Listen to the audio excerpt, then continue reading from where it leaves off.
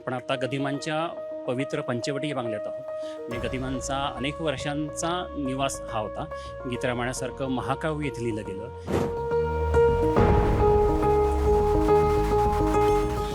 तर माझ्या दुर्दैवाने आमचेच काही जवळचे नातेवाईक ही वास्तू पाडायचा प्रयत्न करतात आणि त्याला मी अनेक वर्ष विरोध करतोय. आत्तापर्यंत गदिमांचं नाव मोठं आहे, गदिमांनी खूप करून ठेवलेलं आहे, तर त्यांच्या नावाला काही कमी जास्त होऊ नये, ते कमी होऊ नये म्हणून मी गप्प होतो. आता हे माझ्या जीवावरती उठलेले आहेत की मला धमक्या देणं, तू हे घर सोडून जा, तुझा काय संबंध, ही वास्तू मला पाडायचीच आहे, अशा मार्गाला ते पोचल्यामुळे की माझ्या जीवाला धोका, मी आणि माझ्या कुटुंबाच्या जीवाला धोका निर्माण झाल्यामुळे काल शेवटी मी ती फेसबुकवरती पोस्ट टाकली.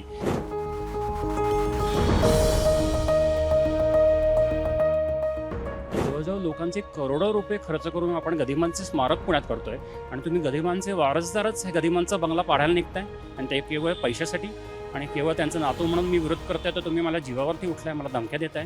नाव आहे गजानन दिगंबर माडगुळकर. 1953 ते 1977 गदिमा याच घरी राहत होते, ज्याच्या बरोबर बाहेर मी आता उभा आहे आणि हा बोर्ड जिथे लावलाय.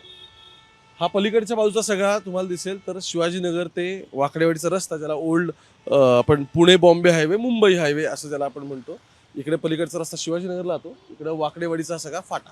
मी इथे का उभा आहे त्याचं कारण असं आहे की गदिमांचे जे वंशज इथे स्वतः जे राहतात आत्ता, सुमित्र माडगुळकर म्हणून, त्यांनी काल एक फेसबुकवर पोस्ट दिली आणि ही वास्तू आता रिकन्स्ट्रक्शन करण्यात येणार आहे आणि बेसिकली ही वास्तू नसेलच, इथे काहीतरी कमर्शियल ॲक्टिव्हिटी सुरू होईल असं आता सगळं दिसतंय. आपण नक्की काय घडले काय नाही हे त्यांच्या सुमित्र माडगुळकर यांनी जी पोस्ट केली होती, अगदी जीवाला धोका वगैरे असं ते म्हणत होते, त्यांच्याकडूनच एकदा समजून घेऊ, कारण तेच सध्या या वास्तूत होतात. नमस्कार. आता कोण कोण राहतं इथे? मी गदिमांचा नातू सुमित्र माडगुळकर, गदिमांचे चिरंजीव आणि गदिमांची सून आणि गदिमांचे नातू असे आम्ही एकत्र या बंगल्यात राहतो. वरच्या मधल्यावर मी राहतो आणि खालच्या मधल्यामध्ये काका आणि इतर मंडळी राहतात. तुम्ही पोस्ट केली, एक्झॅक्टली काय म्हणणं तुमचं? आपण आता गदिमांच्या पवित्र पंचवटी या बंगल्यात आहोत.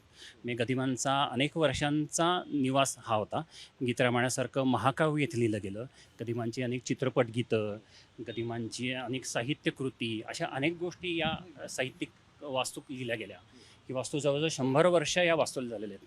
तर माझ्या दुर्दैवाने आमचेच काही जवळचे नातेवाईक ही वास्तू पाडायचा प्रयत्न करतात आणि त्याला मी अनेक वर्ष विरोध करतोय. आत्तापर्यंत गदिमांचं नाव मोठं आहे, गदिमांनी खूप करून ठेवलेलं आहे, तर त्यांच्या नावाला काही कमी जास्त होऊ नये, ते कमी होऊ नये म्हणून मी गप्प होतो. पण आता हे माझ्या जीवावरती उठलेले आहेत की मला धमक्या देणं, तू हे घर सोडून जा, तुझा काय संबंध, ही वास्तू मला पाडायचीच आहे, अशा मार्गाला ते पोचल्यामुळे की माझ्या जीवाला धोका, मी आणि माझ्या कुटुंबाच्या जीवाला धोका निर्माण झाल्यामुळे काल शेवटी मी ती फेसबुकवरती पोस्ट टाकली. माझं असं म्हणणं आहे, गदिमांचा हा सांस्कृतिक वारसा आहे, हा टिकला पाहिजे, जपला पाहिजे, पुढच्या पिढीकडे गेला पाहिजे. आपल्याला कल्पना असेल की महात्मा गांधी सोसायटी पुण्यामध्ये आपण गदिमांचं, म्हणजे मी गदिमांचं स्मारक करतोय, गेली 10 वर्ष त्यासाठी प्रयत्न करतोय. बाहेरची बिल्डिंगही झाली आहे. तर जवळजवळ लोकांचे करोडो रुपये खर्च करून आपण गदिमांचे स्मारक पुण्यात करतोय आणि तुम्ही गदिमांचे वारसदारच हे गदिमांचा बंगला पाडायला निघताय आणि ते केवळ पैशासाठी आणि केवळ त्यांचं नातू म्हणून मी विरोध करताय. तर तुम्ही मला जीवावरती उठलाय, मला धमक्या देताय. तर त्यामुळे हे लोकांपुढे जावं असं मला वाटलं. लोकांपुढे हे गेलं तर हे वास्तू वाचेल, हा सांस्कृतिक वारसा वाचेल.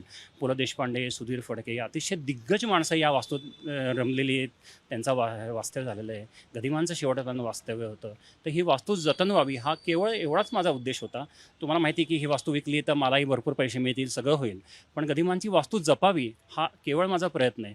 आणि जवळच्याच नातेवाईकांकडनं, ज्यांचं मी नाव घेणार नाही, कारण माझा उद्देश असा आहे की फक्त गदिमांची वास्तू जतन व्हावी, त्यांच्यावर ॲलिगेशन्स करणं हा माझा उद्देश नाही आहे. आता हे बघा, गदिमांचा सांस्कृतिक आणि साहित्यिक वारसा कोणीही नाकारत नाही. वास्तू कमर्शियल असते असं साधारण, म्हणजे हे तुमच्या कुटुंबियांना वाटत असावं, कारण त्याच अनुषंगाने ते विकतात. ज्यांना ती विकायची, जे तुमचे बंधू असतील किंवा आणखी नातेवाईक असतील, माझं त्यातल्या 1-2 लोकांशी बोलणं आलं. त्यांचं म्हणणं आहे की जर सगळ्या कुटुंबांनी निर्णय घेतलेला आहे की आता इथे ही वास्तू पाडायची, दुसरी बांधायची, आणि स्मारक तर वेगळं ऑलरेडी तिकडे बनतच आहे महात्मा सोसायटीपासून फुलं गेलं की, तर तुम्हीच त्याला या सगळ्यामध्ये ऑब्स्टॅकल म्हणून आणलं आहात. आता काय माहिती आहे का, आता तुम्ही भारतात बघता, परदेशात काय झालं आहे, शेक्सपिअरचं तुम्ही घर स्टोअर केलं आहे की नाही, ते तुम्ही वास्तू केलं आहे. मग गदिमांनी का बाद केलं आहे? गदिमांचं साहित्य कुठे शेक्सपिअरपेक्षा कमी होतं का?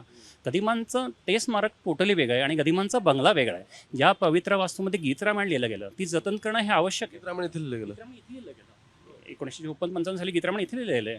मी गदिमान इथे ही गदिमांची बैठक आहे. ओके, इथे आहे का? इथे बसून गदिमा- गोपाळ आतमध्ये घे फ्रेम. हां, कुठे? इथे बसायचं? गदिमांची बैठक होती. इथे बसून गदिमा लिहायचे सगळं. त्यांचं गीतरामाण्याचं लिखाण इथेच झालेलं आहे. गदिमांची चित्रपट गीतं, त्यांच्या कविता, साहित्य हो हो हो इथे आहे. हां. तुम्हाला फ्रेममध्ये गरिबांचा फोटो दिसेल इकडे. हो बरोबर. Yes yes yes. तर त्यामुळे गदिमांचं स्मारक ही टोटली वेगळी गोष्ट आहे. आणि गदिमांची वास्तू मी तुम्हाला सांगतो की गदिमांच्या विषयी लोकांच्या इतक्या भावना प्रखर आहेत की बाहेरनं लोक चपला काढून या वास्तूला नमस्कार करतात.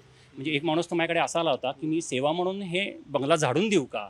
तर अशा भावना असताना तुम्ही गदिमांचे वंशज म्हणजे त्यांची वास्तू जतन करायची का पाडायची. म्हणजे केवळ पैशासाठी कोणाला काही कमी नाही आहे, सगळे चांगले सुस्थितीत आहेत, कशासाठी पडायची. हे जतन करावे यासाठी माझी धडपड चालू आहे सगळी.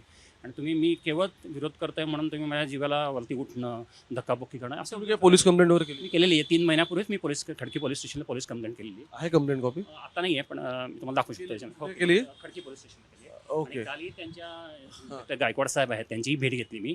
कालच मी अजून एक कंप्लेंट करणार होतो कारण काल आमच्या जवळच्या नातेवाईकांनी धक्काबुक्की केली, काही उद्योग केले सगळे असे सगळे. तर एक जवळचेच पोलिसांचे एक मोठे अधिकारी आहेत. मी मुद्दाम तुम्हाला प्रश्न यासाठी विचारतोय की it is completely family dispute. मी तुमच्या नातेवाईकांशी बोलल्यानंतर पण मला जाणवलं आणि मग मी हा इंटरव्ह्यू कसं रेकॉर्ड आहे, करतोय. हां, गदिमा हे फॅमिली मॅन नव्हते फक्त, हे महाराष्ट्राचे होते. हे आम्ही फक्त विश्वस्त म्हणून या वास्तूत राहतोय असं माझं म्हणणं आहे. ही वास्तू अख्ख्या महाराष्ट्राची आणि महाराष्ट्रात तुम्ही मानता पुण्यामध्ये हे पुणे हे या वास्तूत महाराष्ट्राला ऍक्सेस कुठे साहेब? आहे ना सर. आहे आम्ही आमच्याकडे भरपूर लोक येतात. परवा तर एक 92 वर्षाचे आजोबा जुन्या आठवणी घेऊन आले ते. तर त्यांचं आम्ही मी त्यांना असं त्यांनी एक तर गंमतशीर आठवण सांगितली की शेजारी आमच्या पेन्सिलचा कारखाना होता. तर तिकडे त्यांना सिगरेट कोणी ओढू द्यायचं नाही म्हणून ते हळूच येऊन आमच्या एका खोलीत नातेवाईकाबरोबर सिगरेट ओढायचे. तर अशा लोकांच्या म्हणजे खूप अनेक लोकांना इथे यायची इच्छा असते. शेवटी कसं आहे की आम्ही इथे राहतो, आमचं म्हणजे फॅमिली आहे. त्यामुळे जेव्हा जेव्हा आम्हाला शक्य होतं तेव्हा त्या लोकांना आम्ही आमंत्रण करतो, त्यांचं स्वागत करतो. असं आमचं काही नाही की लोकांनी येऊ नये, फक्त आमच्या सोयीने आम्हाला एक फोन करावा, आम्ही आनंदाने त्यांचं स्वागत करतो. असं काही नाही. लोकांना ॲक्सेस नाही असं काही नाही. अनेक लोक इथे येतात सगळे. काय म्हणजे मला बोर्ड जर दिसत असला की गदिमांची वास्तू तरी सुद्धा ॲट द एंड हे तुमच्या कुटुंबाचं असेल ना का हे ट्रस्टच्या नावावर केलं? नाही नाही, ट्रस्टच्या नाव आहे. गदिमांच्या फॅमिलीच्याच नावावरती आणि माझ्या जन्मापासून गेली 50 वर्ष मी इथेच राहतोय. मी असंही नाही की ही वास्तू अबंडन आम्ही केली आहे, कोणी राहत नाही इथे, त्याचा मेंटेनन्स होत नाही असं नाही. पण ह्यांचा थोडा ॲटिट्यूड असा आहे की आमच्यानंतर इथे कोणीच नाही आहे असं टाईप. तुमच्या कुटुंबियांचं याबद्दल असं म्हणणं आहे की तुम्ही आईला बहुतेक तुमच्या मातोश्रींना त्रास होतोय या सगळ्यापासून. हां, आणि ह्याच्याविरुद्ध मी पोलीस कंप्लेंट 30 महिन्यापूर्वी तीच केलेली होती अशी. याचा कुठलाही पुरावा नाही आहे त्यांच्याकडे. मी असं त्यांचं मॅटर तेच आहे की मी पंचवटी तुमचे काका राहतात ना? नाही, काका खाली राहतात आणि वरती आम्ही राहतो. तर पंचवटी पाड्याला मी केवळ विरोध करतोय म्हणून हे खोटेनाटे आरोप त्यांनी सुरू केलेले आहेत. आजपर्यंत गदिमाच्या नावाला काही होऊ नये त्यांचं म्हणून मी गप्प होतो. पण काल त्यांनीच पोस्ट टाकून मला एक खोटी बदनामी करायचा प्रयत्न केला. तर त्यामुळे नाईलाज तो मला पब्लिकमध्ये यायला लागलं कारण असतं. नाही, बरं झालं तुम्ही या निमित्ताने क्लिअर केलं की हा बंगला ही वास्तू महाराष्ट्रासाठीची आहे, ही फक्त कुटुंब. काही पैशासाठी मी तर विकू देणार नाही ती. माझ्या जेव्हा जीवात जीव जे आहे, मला जीवाला जरी धोका निर्माण झाला तरी न्यायालयात जायला लागलं तरी मी डेफिनेटली जाईन. पण गदिमांची ही वास्तू ही जतन आम्ही करू. Thank you so much. बरं वाटलं तुमच्याशी बोलून. मी मुद्दाहून त्यांना 2-3 प्रश्न विचारण्याचं कारण हे आहे की बघा ही फॅमिली प्रॉपर्टी अजून ट्रस्टकडे गेलेली नाही. पण मुद्दा काय की माडगूळकर मात्र महाराष्ट्राचे आहेत, गदिमा ह्या राज्याचे आहेत, ह्या देशाचे आहेत आणि आपल्या सगळ्यांचे आहेत. म्हणजे आजही लोक जय श्रीरामचे नारे जरी द्यायचा आजकाल ट्रेंड असला तरी सुद्धा गदिमांनी ज्या चाली सगळ्या लावल्या, ज्या पद्धतीने ते गीत रामायण लिहिलं गेलं, या सगळ्या गोष्टी आपण अगदी त्या ओठावरती असतात. आणि शेवटी काय म्हणजे मला त्यातल्याच आता एक ओळ आठवते की शेवटी पराधीन आहे जगती पुत्र मानवाचा आणि दोष ना कोणाचा, असं सगळं आहे. फॅमिली डिस्प्यूट असतात तरी सुद्धा वारसा म्हणून ही गोष्ट जपली गेली पाहिजे की नाही याच्यावरती तुम्हाला काय वाटतं कमेंट करून नक्की कळवा. मुंबई तक पाहत राहा. कॅमेरा पर्सन गोपाळ सोबत निमकार पुण्यावरून.